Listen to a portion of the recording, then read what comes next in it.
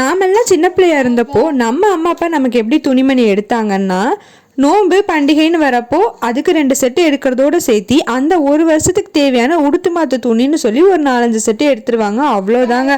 அதுக்கு அடுத்துலாம் நமக்குன்னு ஒரு புது ட்ரெஸ் பெருசாக வாங்கிக்க மாட்டாங்க. ஆனால் இப்போ நாம் பெற்ற பிள்ளைங்களுக்கு பொழுதனைக்கு துணிமணி வாங்கிட்டே இருக்க மாதிரி இருக்குங்க.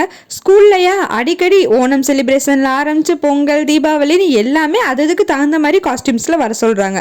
அது இல்லாமல் ஆனுவல் டே செலிப்ரேஷன் வேறு. அதையும் தாண்டி வின்டருக்கு ஏற்ற மாதிரி ஃபுல் ஹேண்ட் ட்ரெஸ் வாங்கணும்.